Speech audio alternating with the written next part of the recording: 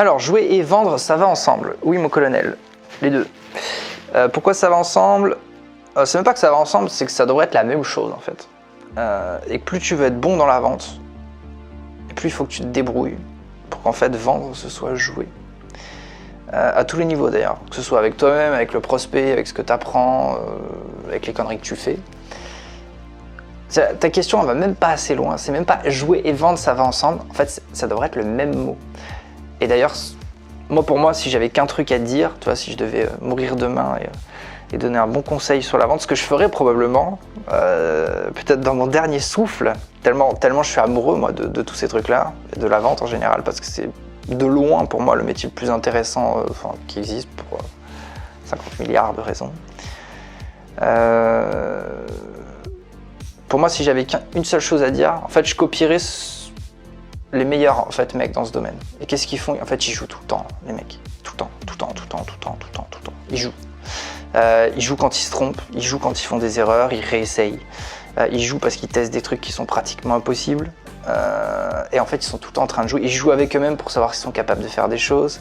Ils jouent avec les prospects dans l'école de prospection. Ils jouent en rendez-vous parce qu'ils essayent un traitement d'objection plutôt qu'un autre ou des choses nouvelles. Ils jouent parce qu'ils essayent des choses que personne n'a jamais tentées. Et en fait, c'est ça la clé, c'est de jouer. Si tu arrives, et en fait, c'est même carrément mon boulot, c'est de faire que les gens progressent grâce au jeu, en fait. C'est pas moi qui ai inventé ça, tu regardes n'importe quel truc un peu, on va dire, actuel et moderne. Le meilleur moyen d'apprendre, c'est de jouer, en fait. Et encore une fois, là, je répète simplement ce que la science ou ce que tu veux d'autre a montré, même si je suis pas trop, je me base pas forcément sur ces trucs-là. Je suis peut-être un petit peu plus, je vais dire, factuel, au risque de m'attirer les foudres de certains. Mais le jeu est la clé, en fait. Si tu joues, en fait, tu te rends pas compte de ce que tu fais, et si tu joues, surtout en vente, parce que la vente est un métier compliqué qui demande beaucoup d'énergie, si tu joues, tu verras pas passer tous ces trucs-là. Donc si tu joues, tu deviendras meilleur, et surtout, tu t'en rends pas compte. C'est ça qui est hyper injuste, ça marche comme ça partout, mais encore pire en vente. C'est que si tu joues pas, non seulement tu t'emmerdes, et en plus tu progresses pas. Si tu joues, non seulement tu t'éclates, et en plus tu progresses plus vite.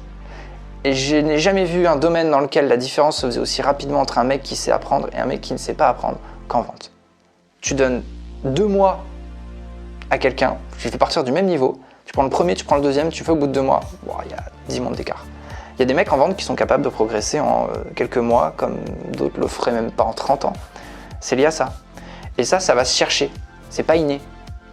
Il faut mériter le fait de comprendre en fait que il faut jouer en fait pour vendre. Et pour vendre, il faut jouer, quoi. Donc en fait, les deux, c'est le même mot. Si un jour, je peux changer les mots du dictionnaire, je mettrai les deux en même temps, ou je mettrai dans le dictionnaire des synonymes. Je mettrai vendre égale jouer. En tout cas, moi, c'est mon avis.